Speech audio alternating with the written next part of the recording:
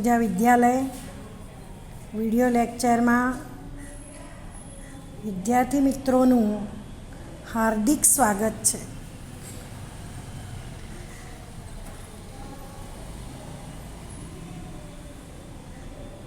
ધોરણ 12 જીવ વિજ્ઞાનમાં આપણે આગળ પૂર્વ ફલન વિશે જોઈ ગયા છીએ. હવે આપણે બેવડું ફલન ભણવાનું છે, જેને આપણે ડબલ ફર્ટિલાઇઝેશન કહીએ છીએ. આ સૌથી અગત્યની થિયરી છે. બેવડું ફલન જોઈએ એ પહેલાં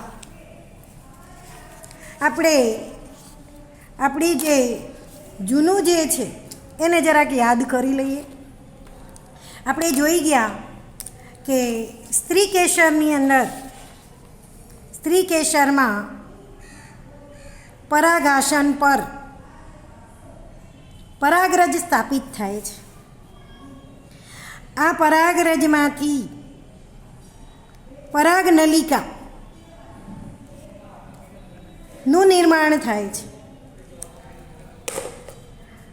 આ જે પરાગનલિકા જે છે એ આપણે આને પરાગાસન કહીએ છીએ.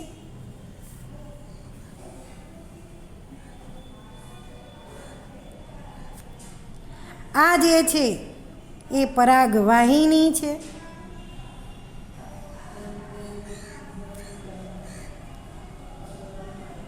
આ બીજાશય છે અને આ બીજાશયની અંદર અંડક છે. આ અંડકની અંદર આ જે છે એ અંડકોષ છે. એની આજુબાજુ આવેલા સહાયક કોષો છે.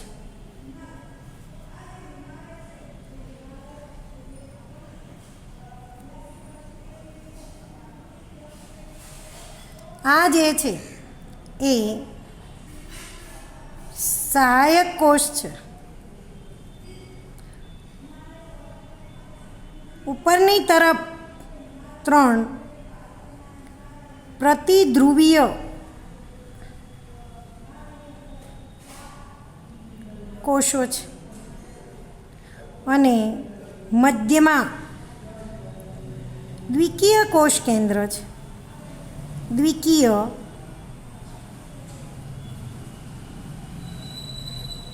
કોષ કેન્દ્ર છે. આટલો આખો એક ભ્રૂણપુટ્ટ છે. હવે પરાગરજ એ સ્ત્રીકેસરના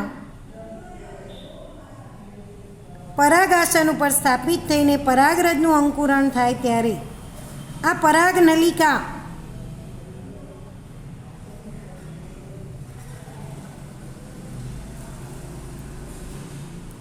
એ બીજાશય તરફ આગળ વધે છે. ત્યારે તેમાં આવા 2 નરજન્યુ છે. એમાં એકને આપણે વાનસ્પતિક કોષ કહેતા હતા અને એક નરજન્યુ છે. એમાં વાનસ્પતિક કોષ નાશ પામે છે અને નરજન્યુનું વિભાજન થઈને 2 નરજન્યુ બને છે. આ નરજન્યુઓ આગળ વધે છે. આ બંને નરજન્યુ છે.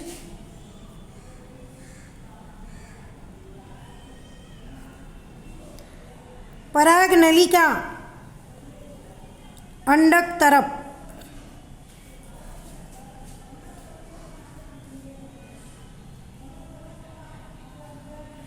આગળ વધે છે અને આ નરજન્યુઓ એ 2 પૈકી એક સહાયક કોષમાં એટલે કે 2 પૈકી એકના કોષરસમાં મુક્ત થાય છે. હવે આ 2માંથી ગમે તે એક સહાયક કોષની અંદર એ મુક્ત થાય છે ત્યારે ત્યાં રહેલો જે અંડકોષ છે એની સાથે એ જોડાય છે. તો આપણી પાસે એક અંડકોષ હતો અને એની સાથે એક નરજન્યુ જોડાય છે. એ આ નરજન્યુ જોડાઈ ગયો. તો આપણે અહીંયા જોઈએ તો આપણી પાસે એક અંડકોષ હતો,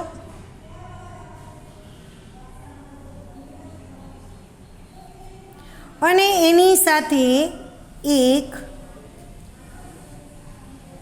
નરજન્યુ જોડાય છે, અને દ્વિકીય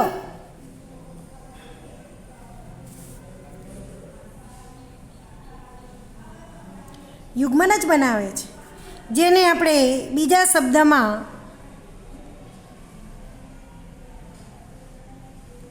ફલિતાંડ કહીએ છીએ.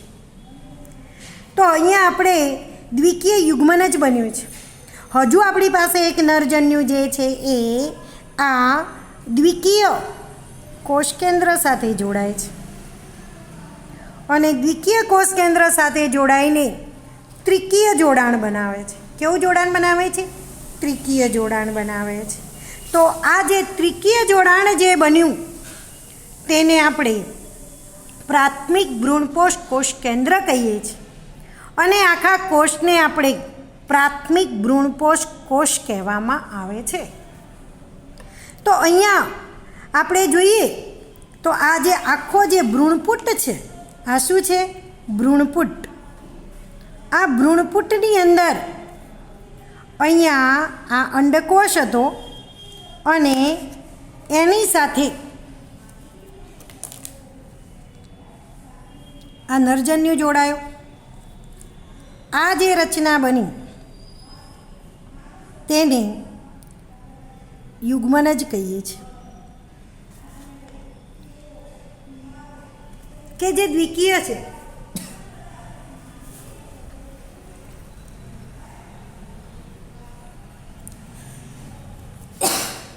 આ જે દ્વિકીય જે છે કોષકેન્દ્ર, એની સાથે આ નરજન્યુ જોડાયો, જેને આપણે પ્રાથમિક ભ્રૂણપોષ કોષકેન્દ્ર કહેવામાં આવે છે. આને આપણે પ્રાથમિક ભ્રૂણપોષ કોષ કહીએ છીએ, જેને આપણે PEN કહીએ છીએ, કે જેનું પૂરું નામ છે પ્રાઇમરી એન્ડોસ્પર્મ ન્યુક્લિયસ, જેને આપણે 3N કહીએ છીએ. આપણે આખા કોષની વાત કરીએ તો આપણે એને પ્રાથમિક ભ્રૂણપોષ કહેવામાં આવે છે. પ્રાથમિક ભ્રૂણપોષ કોષ કહીએ છીએ, જેને આપણે PEC કહેવામાં આવે છે, પ્રાઇમરી એન્ડોસ્પર્મ સેલ. તો તમે જુઓ અહીંયા બે જગ્યાએ ફલન થયું, એક અંડકોષ સાથે થયું અને એક દ્વિકીય કોષ કેન્દ્ર સાથે થયું. તો આમ બે જગ્યાએ ફલન થતું હોવાથી આને બેવડું ફલન કહેવામાં આવે છે. તો આમ આ બેવડું ફલન એ સપુષ્પી વનસ્પતિમાં એક અજોડ ઘટના છે. તો હવે આપણી પાસે એક આવું શું બની ગયું? ભ્રૂણપોષ. શું બની ગયો છે? ભ્રૂણપોષ. કે જે આ ભ્રૂણપોષની અંદર ખોરાકનો સંગ્રહ થયેલો હોય છે. આ ભ્રૂણપોષમાં ખોરાકનો સંગ્રહ થયેલો હોય છે, જે વિકસતા ભ્રૂણને પોષણ પૂરું પાડે છે. તો અહીં આપણે જોઈએ તો આપણે બેવડા ફલનની અંદર શું લખીશું? તો બે પૈકી એક સહાયક કોષમાં પ્રવેશ બાદ પરાગ નલિકા બે નરજન્યુઓને સહાયક કોષના કોષ રસમાં મુક્ત કરે છે. બે પૈકીનો એક નરજન્યુ અંડકોષ તરફ વહન પામી અને તેના કોષ કેન્દ્ર સાથે જોડાય છે અને દ્વિકીય કોષ યુગ્મનજ 2n સર્જાય છે. બીજો નરજન્યુ ભ્રૂણપુટના મધ્યમાં આવેલા દ્વિકીય કોષ કેન્દ્ર તરફ જાય છે અને તેની સાથે જોડાઈને પ્રાથમિક ભ્રૂણપોષ કોષ કેન્દ્ર બનાવે છે. પરીક્ષાની અંદર પૂછાય છે PENનું પૂરું નામ જણાવો. Primary endosperm nucleus. અને ત્રિકીય કોષનું નિર્માણ કરે છે. આમ અહીં બે જગ્યાએ જોડાણ થતું હોવાથી તેને બેવડું ફલન કહે છે, જે સપુષ્પ વનસ્પતિઓની અજોડ ઘટના છે. મધ્યસ્થ કોષ ત્રિકીય જોડાણ બાદ પ્રાથમિક ભ્રૂણપોષ કોષમાં પરિણમે છે, જેને આપણે PEC કહીએ છીએ. મેં હમણાં તમને આકૃતિમાં બતાવ્યું. અને તે ભ્રૂણપોષ તરીકે વિકાસ પામે છે. તો હવે આપણે જ્યારે આ થિયરી લખતા હોઈએ ને ત્યારે આપણે આ આકૃતિ દોરી દેવાની. આપણે બતાવવાનું, તમે જુઓ અહીંયા કે આ બંને જે છે એ સહાયક કોષ છે, વચ્ચે યુગ્મનજ રચાયું છે. નીચે આપણે જોઈએ તો વચ્ચે જે છે પ્રાથમિક ભ્રૂણપોષ કોષ કેન્દ્ર ત્રિકીય, જેને PEN કહીએ છીએ, અને આખો જે ભાગ જે છે એને પ્રાથમિક ભ્રૂણપોષ કોષ કહેવામાં આવે છે. અને ઉપરની બાજુએ વિઘટન પામેલા પ્રતિધ્રુવીય કોષો છે. આટલું આપણે આની અંદર દર્શાવવાનું રહેશે. તમારે આ જ આકૃતિ દોરવાની મેં જે અત્યારે બતાવી તે પહેલી તો ફક્ત તમને સમજ માટે હતી. તો હવે આપણી પાસે અહીંયા બેવડા ફલન દરમિયાન ભ્રૂણપોષનું નિર્માણ થયું છે. તો હવે આપણે ભ્રૂણપોષ વિશે જોવાનું. તો અહીંયા ફલનની પ્રક્રિયા પૂરી થઈ. હવે જે આવે છે એ પશ્વફલન રચનાઓ અને ઘટનાઓ છે. તો અહીંયા આપણે જોવાનું છે પશ્વફલન રચનાઓ અને ઘટનાઓ. એની અંદર આપણે ભ્રૂણપોષ જોવાનો છે. એટલે તમે જુઓ, ફલન પછી શું રચાયું, ફલન પછી જે કંઈ ઘટના અને રચના બને બધાનો સમાવેશ શામાં થાય? પશ્વફલનમાં. તો હવે આપણે ભ્રૂણપોષ જોવાનો છે.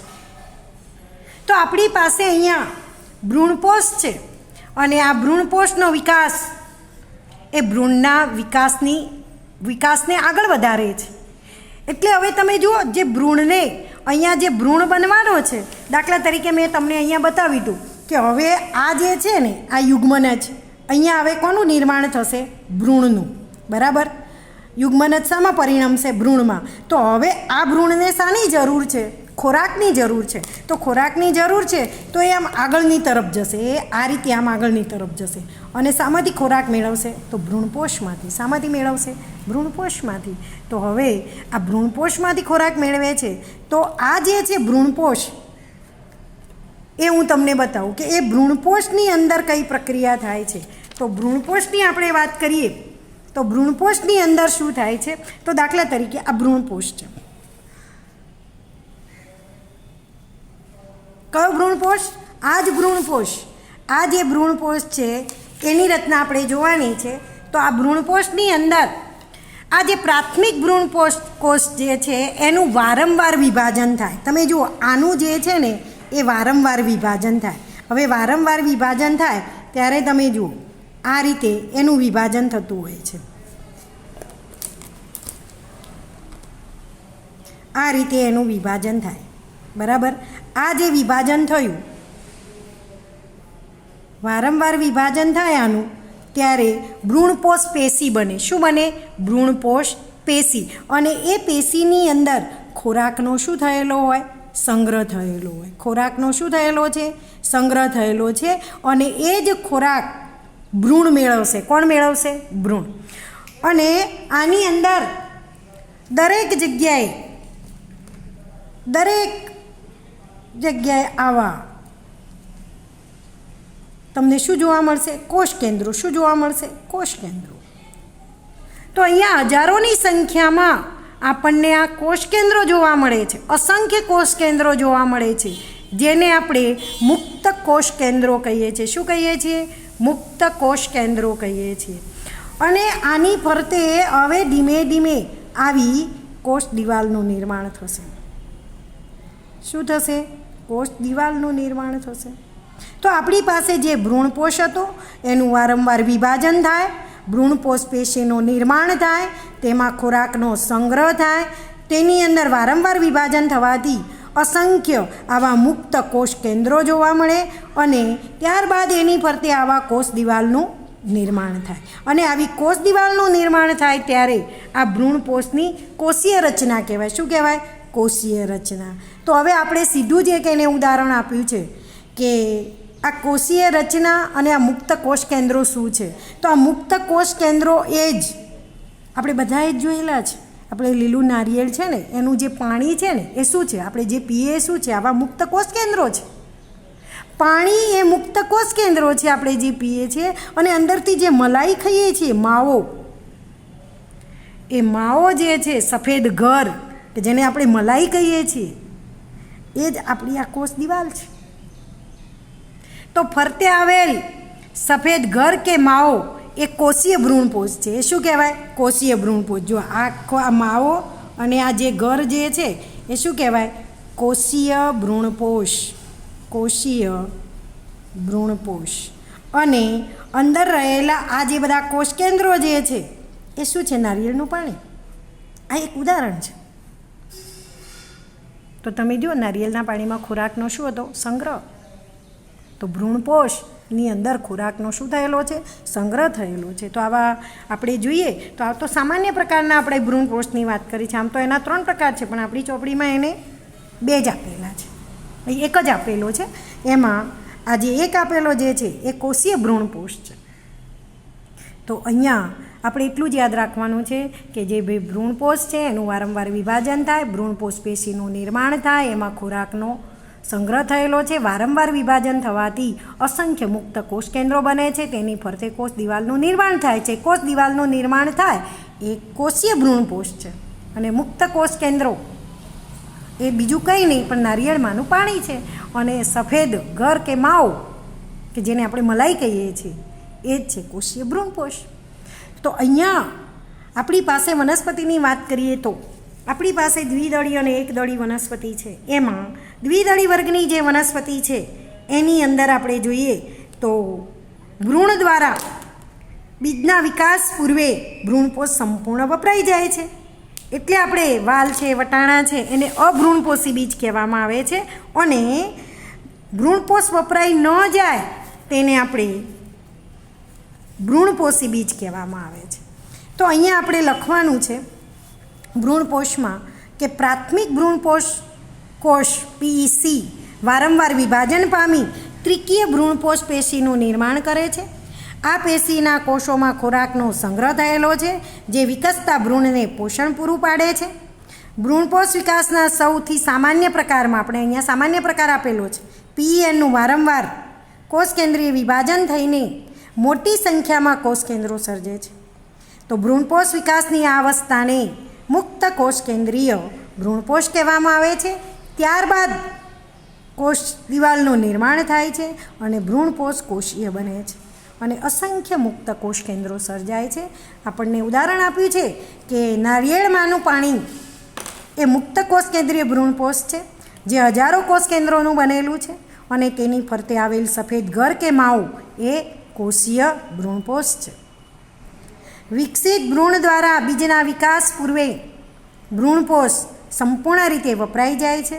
દાખલા તરીકે વટાણા, મગફળી, વાલ કે જેને આપણે અભ્રૂણપોષી બીજ કહેવામાં આવે છે. ભ્રૂણપોષ વપરાઈ ન જાય, દાખલા તરીકે મકાઈ, દિવેલા, જેને ભ્રૂણપોષી બીજ કહેવામાં આવે છે. તો અહીંયા આપણે ભ્રૂણપોષ વિશે જોયું. કોના વિશે જોયું? ભ્રૂણપોષ વિશે. તો તમે જો ભ્રૂણપોષની અંદર ખોરાકનો સંગ્રહ થયેલો છે. તો હવે આ ભ્રૂણપોષની અંદર ખોરાકનો સંગ્રહ થયેલો છે એ ખોરાક કોણ વાપરશે? ભ્રૂણ. ભ્રૂણનો વિકાસ થશે અને વિકાસ દરમિયાન એ આ સંચિત જે ખોરાક જે છે એ વાપરશે. તો હવે આપણે ભ્રૂણપોષ પછી આપણે થિયરી ભણવાની છે, ભ્રૂણની થિયરી ભણવાની છે. તો અહીંયા ભ્રૂણ વિશે આપણે જોવાનું છે. તો ભ્રૂણ જે છે એમાં આપણે જોઈએ તો વનસ્પતિમાં એકદળી અને દ્વિદળી બંનેમાં ભ્રૂણ છે. તો એ બંનેના ભ્રૂણ વિશે આપણે વિસ્તૃત અભ્યાસ કરવાનો છે. એક્ઝામમાં જો એવું પૂછાય કે ભ્રૂણ વિશે સવિસ્તર વર્ણો તો આપણે બંનેની ચર્ચા કરવી પડે, એની આકૃતિ દોરવી પડે. એટલું એકદળી પૂછાય તો એકદળીનું લખાણ લખવાનું અને એકદળીની આકૃતિ દોરવાની. દ્વિદળી એકલું પૂછાય જેને કેપ્સેલા પણ કહેવામાં આવે છે તો આપણે દ્વિદળીની આકૃતિ દોરીશું અને તેનું લખાણ લખીશું. તો મિત્રો આપણે આવતા લેક્ચરની અંદર કેપ્સેલાનો ભ્રૂણ વિકાસ અથવા ભ્રૂણ વિકાસ વિશે વર્ણો તે સવિસ્તર આકૃતિ સાથે આપણે ભણીશું. આવતા લેક્ચરમાં આપણે મળીએ મિત્રો.